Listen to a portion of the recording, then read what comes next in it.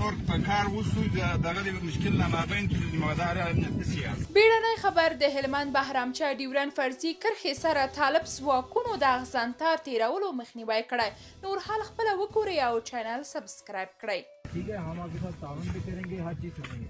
ہم کہنا چاہ رہے ہیں کہ ہمارے جو افسر ہیں نا وہ بڑی دیر سے آپ سے ملنا چاہتے ہیں بس ملاقات کرنا چاہتے ہیں. آپ کہتے ہیں تو میں ابھی ان کو بلا لیتا ہوں. ملاقات بارانچه کې وکړو ته بارانچه ته راسي کوم کار چې روان دي کار مو بند کړي پر دغه ځای باندې نور اجازه نشته. کوم وخت چې نور مابین فیصله وشوله بیا په وروسته کې خبره سره کوو. اوس په مطلق ته نور په کار وسو دغه د مشکل نه مابین کې د مدار امنیت سیاست کوئی مشکل پیش آئے چلے ٹھیک ہے. ہم آپ کو بتاتے ہیں براچہ کے ٹھیک ہے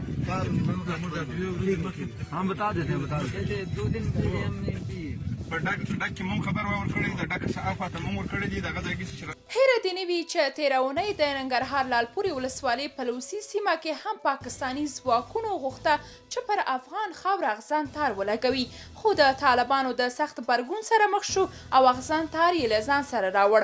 همدارنګه د ننګرهار د ملي امنیت مشر ډاکټر بشیر پاکستاني پوځیانو ته ګواښ وکړ که یو لویشت هم افغانستان خاورې ته دننه شي نو د دوی د سخت او تاریخي غبرګون سره به مخ شي.